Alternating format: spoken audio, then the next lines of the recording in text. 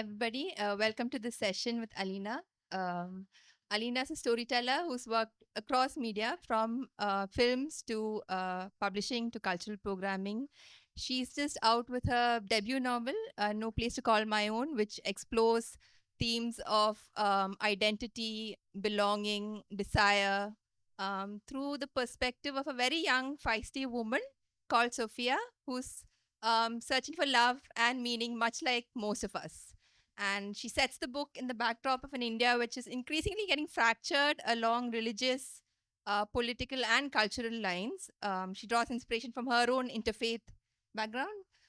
So, Alina, can you just start by introducing the book a little to people who might not have read it, and also what was your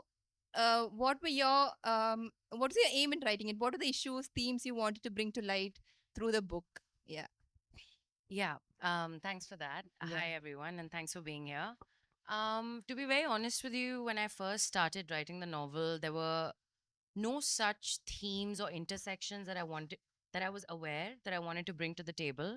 I think for me, speaking of a lot of fiction that I'm drawn to, it was primarily about where the character was leading me. So I think once the character emerged and the voice emerged, and I realized that a lot of her preoccupations and concerns were the things that I was rubbing up against in the world, right? Especially at that very pivotal moment in India's history. Um, the pandemic, lockdown, CNRC, in Delhi especially, there was a lot of like interfaith violence.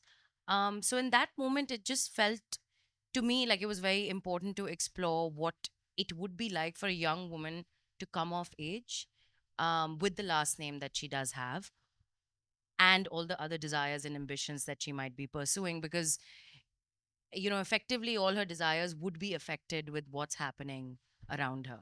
Yeah. Talking about what you just said about Delhi and the protests and everything, I was wondering if you had to censor yourself in any way because you write very openly about the rising intolerance in the country and the authoritarian. So we live in a culture where censor a lot writers. It's almost become instinctive to censor much of what you write because you don't want to get into any trouble. So, did you in any way censor yourself while writing the book? Were you scared if I write this, I might get into trouble or anything like that?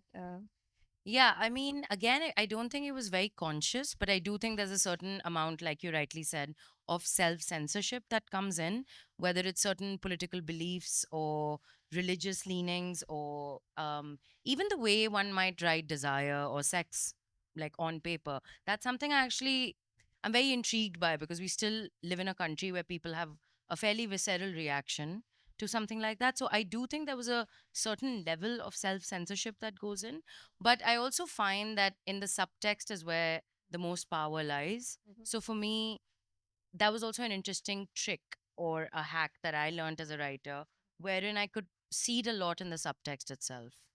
Yeah. But I didn't really face any institutional censorship, to be honest. And I also feel that's a function of the fact that it's written in English. If it was in Hindi or a regional language, uh, it would play out very differently. Right. Yeah. So I am protected by the privilege of that particular language.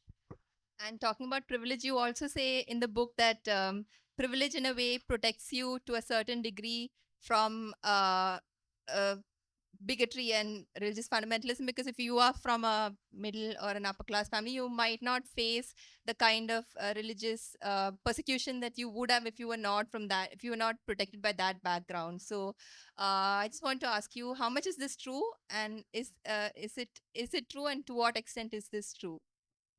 Yeah, I think a lot of it kind of boils back down to lived experience. It's quite hard to perhaps just talk in pure statistics. I mean, we read newspapers every day, we know what's happening. Of course, a lot of it is suppressed as well. It's undeniable that my privilege protects me. But even then, in the last 10 years, and especially the current political moment that we're living in, this sort of thing has also seeped into and has started affecting people in the sort of upper to middle upper class. That being said, I also think that some of the worst biases and sort of a hidden bigotry is what plays out in dining rooms in big cities way more than any in any other place that I've seen. I just feel that with the current regime in the last 10 years, the veneer has fallen off. So people just feel quite a lot more emboldened to wear it on their sleeve. Yeah. And the book touches upon this quite a bit as well. Right. Can you tell me about ways in which you, coming from an interfaith background, you have faced personally this kind of from your background? What are the space in which you have you might have faced any kind of it could be a subtle or overt or any from your own life or Yeah, I mean the microaggressions sort of exist every day. I wouldn't get into exact examples. I mean, there are obviously anecdotes of like not getting a house because of your last name and such. But I do want to make a point, and this is something that the book touches upon a lot as well. And I think it's the fact that I feel minorities are only, or minority narratives are only paid attention to when they're treated as a site of spectacle. Like when something happens to them is when we are compelled to pay attention to them. And I think a lot of my experience of writing the book, as well as now, working with the book and bringing it out to the world, has been about bringing back the joy and the banality and kind of the everydayness of being a minority person in this country or being Muslim in this country, because I feel like the trauma is not the only thing that defines you. I still feel that is an oppressive gaze, actually, to constantly be defined by what is happening to us. So I did want to kind of highlight that. that's very interesting that when you say it's not just the trauma that defines you as interfaith. Talking about Sophia in the book, and she seems to be on this almost this trajectory of I won't call almost like a self destruction because she's into affairs and flings and conflicted friendships and a failing career and so is uh is her sense of alienation or that sense of unbelonging, is that unique to her or is it a sign of her generation, which is our generation, and if yes, in what way?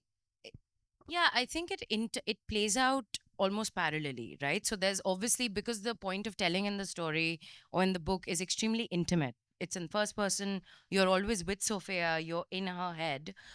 A lot of that alienation translates into something that's extremely intimate, which, of course, I mean, who of us in our 20s haven't experienced that? If anything, I feel like even in my 30s, I still contend with that to a large degree. That being said, she's also on the journey of having a kind of political awakening slash consciousness, which then ties into her interfaith upbringing, which is not really something that she paid attention to because for her, that's just her home. But her mixed identity or her interfaith identity is something that the world is very quick to remind her of, right?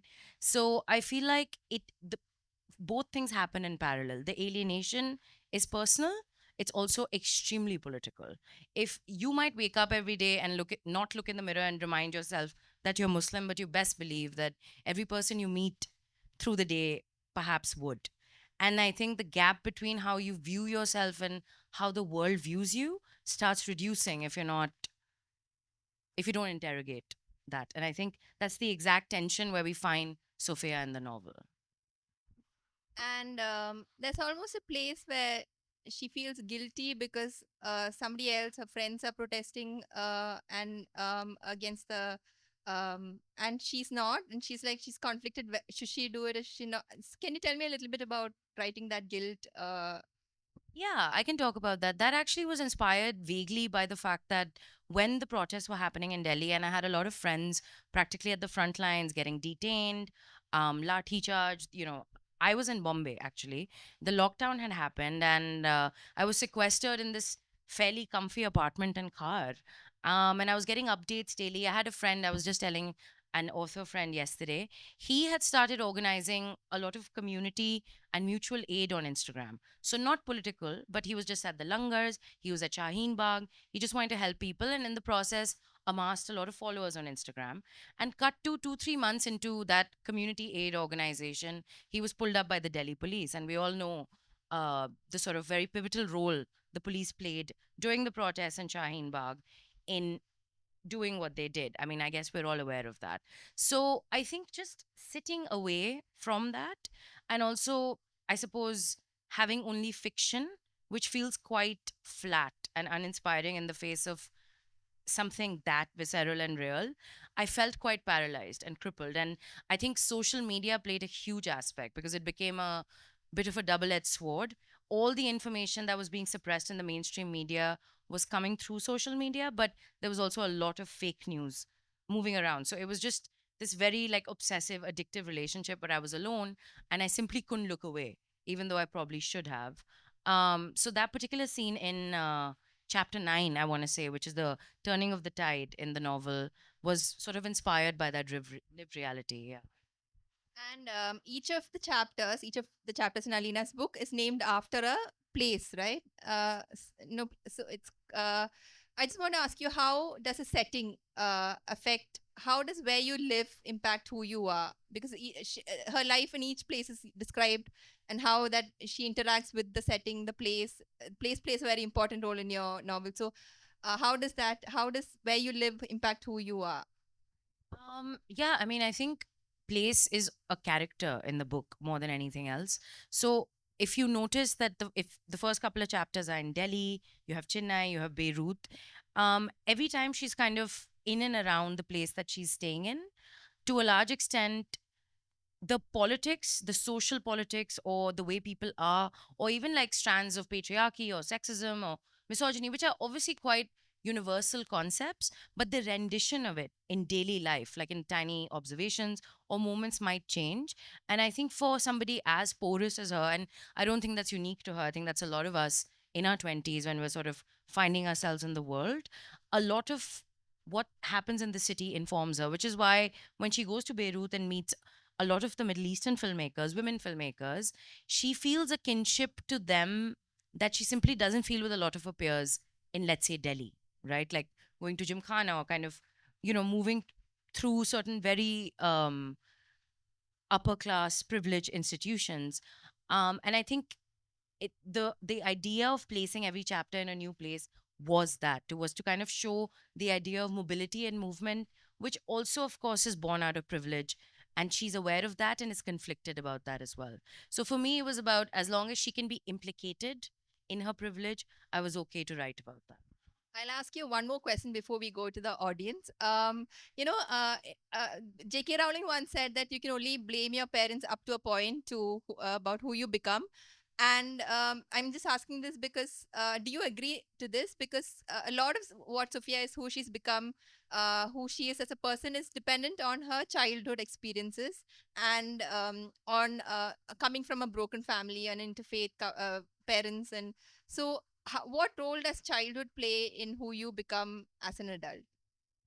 I feel like I'd have to do an MA in psychology to answer that. But of course, I just think if family is your first introduction to the world, then naturally how that family treats you or responds to you, if it's shaping your earliest experiences, then surely that's got to have some effect as you grow older and in terms of how you interact with the world as well.